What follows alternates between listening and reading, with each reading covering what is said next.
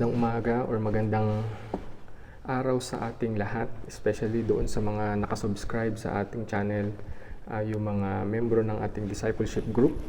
So, isang linggo na naman ang nakalipas sa ating araw or sa ating mga buhay.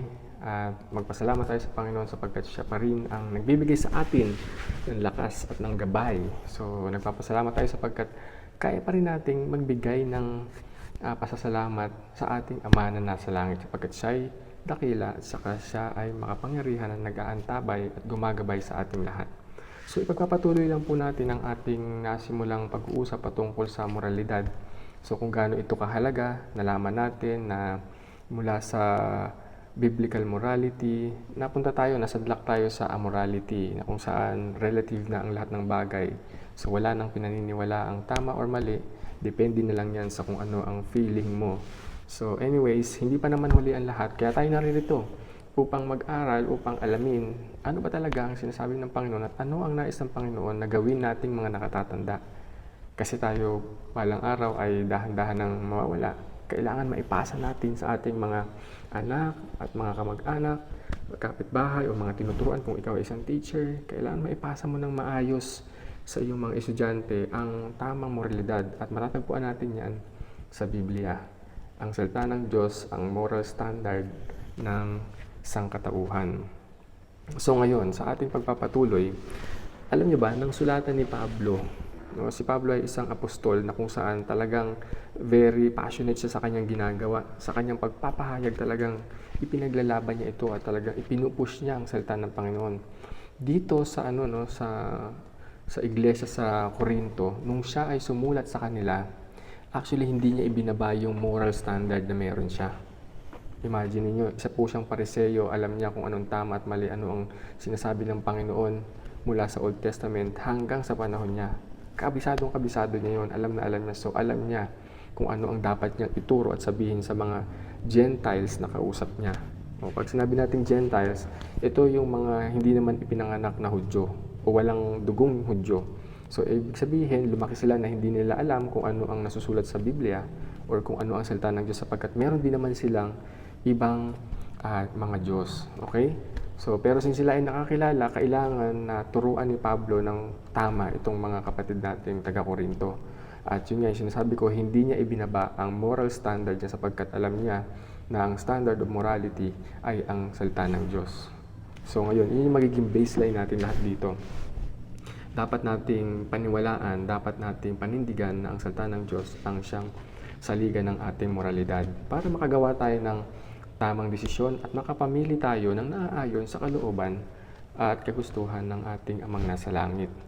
So sa panahon natin ngayon, di ba, tayo ay nasa lipunan na kung saan salo-salo na yung immoralidad, yung kawalan ng pananampalataya, yung depression, yung anxiety, yung basta kanya-kanya, relative na ang lahat sa paligid natin. Yung gobyerno natin nagpupumilit magbigay ng mga batas pero ayaw naman sundin ng kapwa mambabatas o ng mga mamamayan sapagkat hindi naman nakikita ng karamihan sa mga gumagawa ng batas na sila rin sumusunod. So, parang useless lang yung mga efforts. Pero tayo bilang mga nag-aaral ng salita ng Diyos, tayo na mga naniniwala sa kanyang salita ay naniniwala, no, na meron pang pag-asa ang bayan natin, especially itong Pilipinas. So ayaw natin na mapabilang doon sa porsyento ng nagbibigay ng problema sa daigdig. No, ayaw natin maging part tayo ng problema. Ang gusto natin maging part tayo ng solusyon at transformasyon. Yun po ang nais natin. Kaya tayo nag-aaral ng ganito. Kaya pinagtsatsagaan natin ang lahat ng bagay na pag-usapan, kahit pa konti-konti lang, hindi ko man maipaliwanag ng lubusan, at least magkaroon tayo ng konting kaalaman para at least kayo na magpa-process nun. Okay, so example na nga lang dyan, yung mga batang mahirap ng utusan kapag nakahawak na ng gadget. By the way, mamaya na natin pag-usapan yung patungkol sa mga gadgets. Pero sa panahon natin ngayon, dapat tayong manindigan sa kung ano ang tama. Okay? At iwasan kung ano yung mali.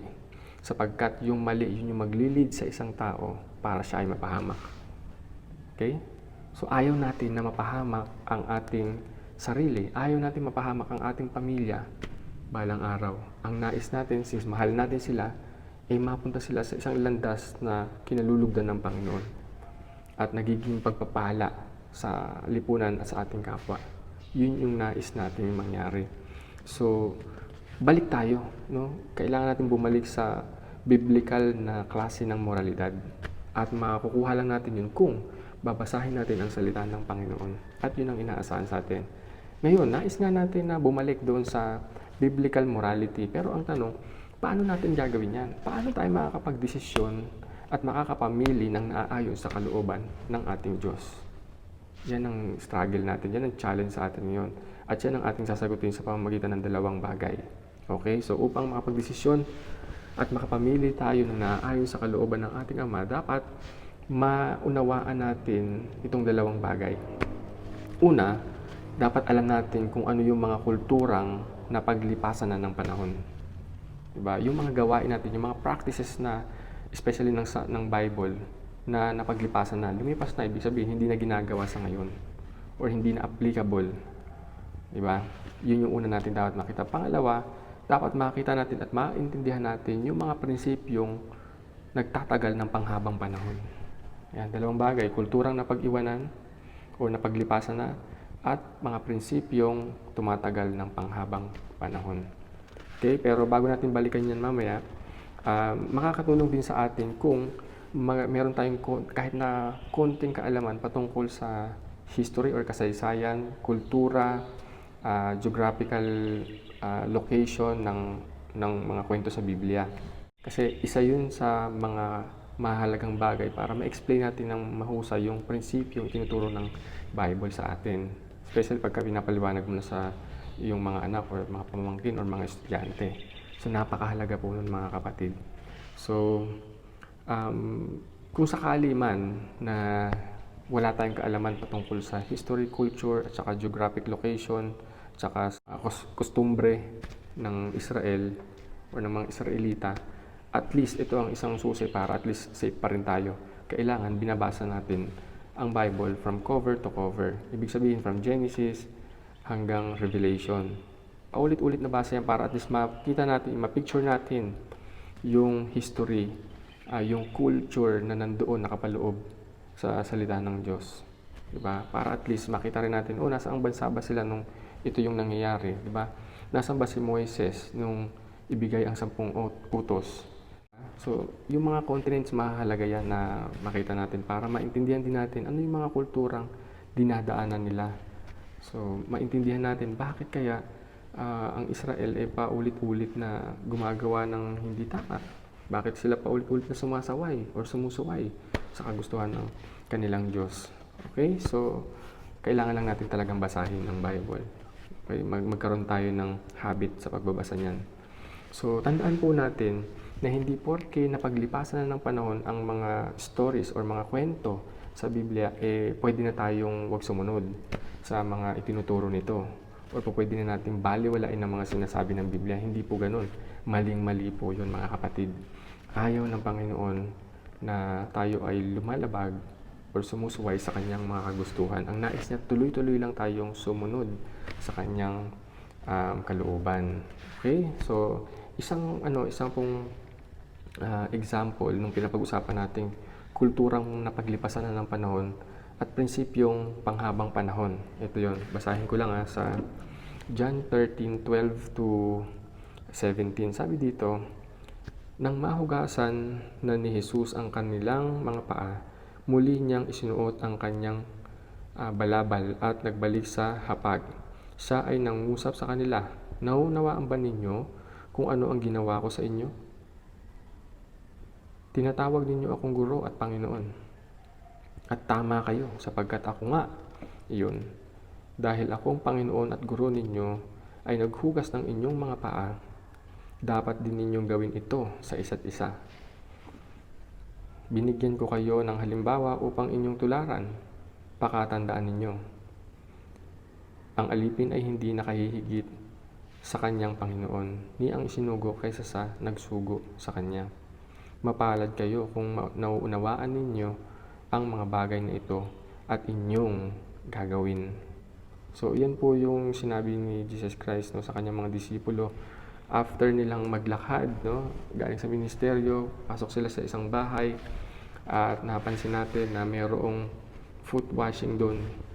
Mayroong paghuhugas ng mga paa doon. At ang gumawa ng paghuhugas ng mga paa doon ay ang Panginoon.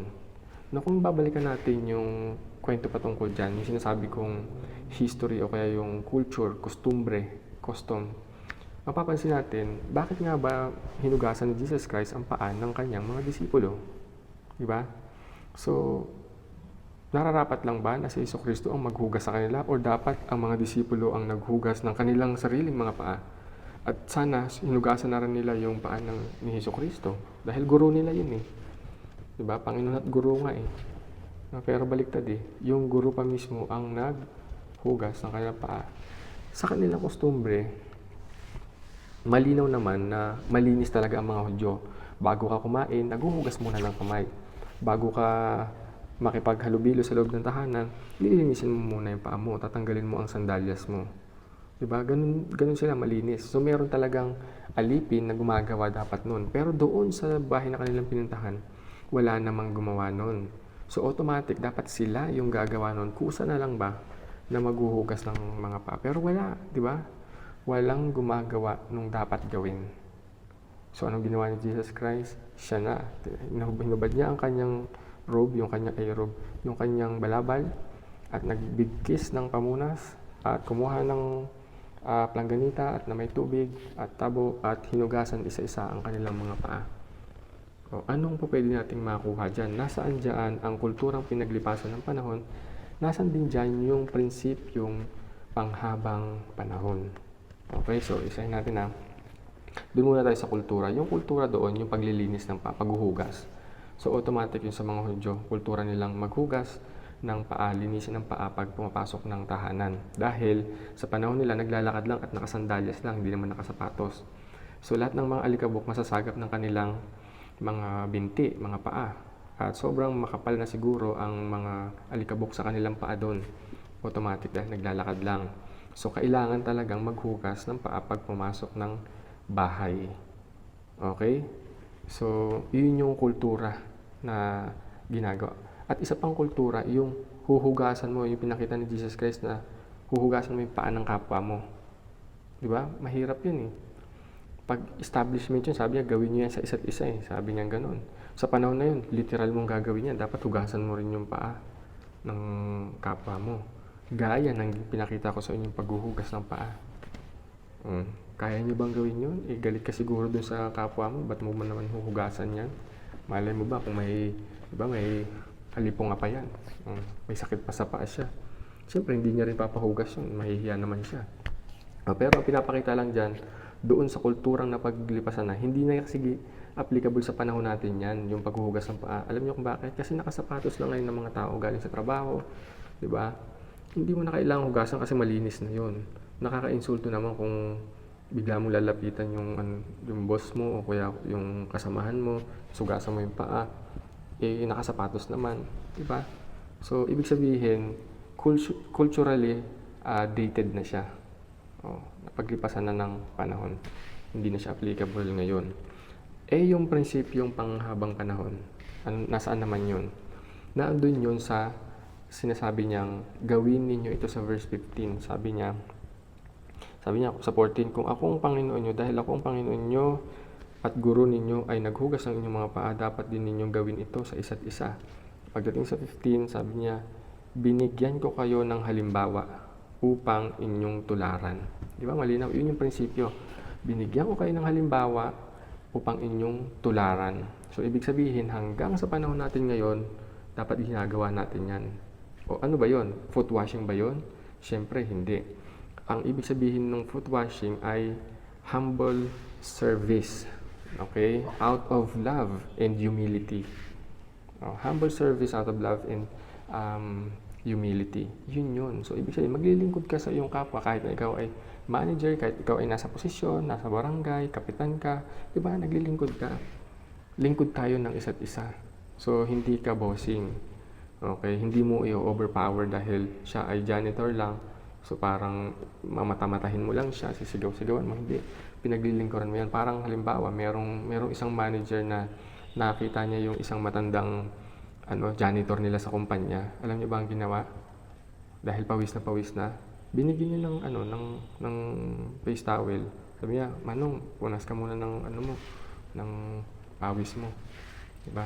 Tapos, maya-maya, bumalik pa siya. Binigyan niya pa ng bottled water na malamig. So, minsan, may mga pagkakataon na simple lang yun, pero pagpapakita yun ng humility, out of love, ginagawa mo ang isang bagay para paglingkuran ng iyong kapwa. Ito man ay nakakababa sa iyo sa posisyon. So, yun ang nais ng Panginoon sa atin. So, makita natin yung kultura na napaglipasan na hindi mo naman kailangang hugasan ng paa. Pero paglingkuran mo na lang siya. Okay? Nang bukal sa iyong puso at masaya sa iyong damdamin. Hindi ka napipilitan o nagpapakitang tao lang. So, dapat ginagawa mo yan para sa Panginoon dahil naglilingkod tayo lahat sa Kanya. Okay? So, bilang bilang paalala lang, sa panahon natin ngayon, marami ng bagay ang lumipas sa kultura, di ba? Sa kultura ng Pilipino. Lalo na kapag yung matatanda nagtuturo ng lesson sa mga kabataan. Diba? Halimbawa na sa panliligaw, no? Laging sinasabi ng mga matatanda, "Huy, pag nanligaw ka, puntahan mo sa tahanan yung nililigawan mo." Pero sa panahon ngayon, sinasabi ng mga kabataan, hindi na yan applicable ngayon, lola. Kasi may cellphone na. Ang ligawan ngayon nasa cellphone na. No, ba't mo pa pupuntahan sa bahay? Ang layo-layo. Diba? I-text mo na lang. O kaya i-video chat mo na lang. Diba? Ang layo ng pagkakaiba ng panahon ng matatanda noon sa panahon natin ngayon na virtual na halos lahat ng bagay. O yun yung sinasabi natin, paano tayo magdi-decide? Paano natin tuturuan ang mga kabataan natin ng prinsipyong habang panahon? No, kung sobrang layo na ng agwat ng kultura na pinagmulan natin. So dapat malinaw sa atin yan. Ano ba ang dapat natin gawin? Silipin natin kung ano ang nais ng Panginoon. Prinsipyo ng Panginoon, yun ang ituturo natin. Kung hindi na applicable yung practices natin dun sa kulturang kinalakihan natin, huwag na natin ipilit yun. Basta dapat ipasok na lang natin yung mabuting asal or prinsipyong galing sa salita niya. Diba? Halimbawa, sabi ng Bible, obey your parents. No? Sundin mo ang iyong mga magulang. Paano natin ituturo yan sa mga kabataan ngayon? Kung masyadong na sila, dikit na sila sa kanilang mga cellphones, diba?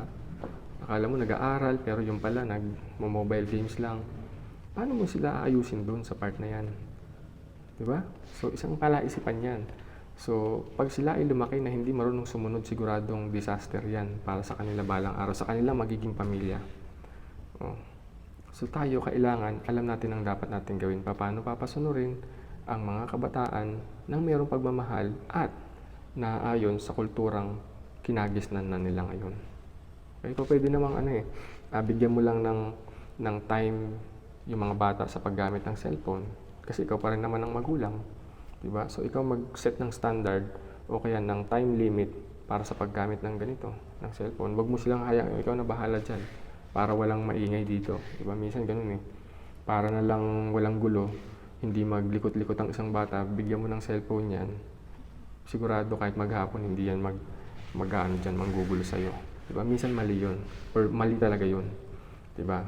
Kasi nagbabago ang mindsetting ng bata. Hindi na siya nagiging normal, nagiging virtual na rin siya. Diba? Nagiging computerized na rin ang utak niya. Kung mapapansin niyo kung ano yung lengguwahe ng linalaro niya, yun din ang magagaya niya. Sa halip na maipasa natin ng mahusay sa kanila yung kailangan nilang matutunan, hindi na. Bibihira na ang mga bata ngayon na mahilig magbasa ng libro. Bakit? Kasi nasa cellphone na lahat. Sasabihin nila, may Wattpad naman di ba? So, hindi yun tama. Bigyan mo ng libro para talagang basahin niya yung totoong libro, di ba? So, bigyan mo ng Bible yan. Hindi yung nasa gadget lang. Okay? Depende na lang yan sa kung paano natin tuturuan ang ating mga kabataan. Pero, again, bilang pag-review, makakatulong sa atin para makapag-desisyon tayo ng tama at makapamili tayo ng tama na according sa kalooban ng Panginoon kung matututunan nating balik-tanawin ang kultura noon at tingnan ang prinsipyong panghabang panahon na sinasabi ng Biblia. So, hanggang dyan na lang muna tayo. Sana nagkaroon tayo ng kahit na konting kaalaman at mai-apply natin to sa ating mga anak at mga tinuturuan o nasasakupan, upang sa ganun huwag tayo maging part o kaya ambag doon sa pagbagsak ng morality ng Pilipinas. Tayo dapat yung magiging instrumento para ibalik sa tamang moralidad ang mga Pilipino. Okay? Mga kabataang Pilipino, sabi ni Rizal, ang kabataan ang pag-asa ng ating bayan. So sana maging totoo yun. At magiging totoo lang yan kung tayong matatanda ay may tamang moralidad. Okay? So maraming salamat. Purihin ng Panginoon at hanggang sa susunod na linggo. God bless sa inyong lahat.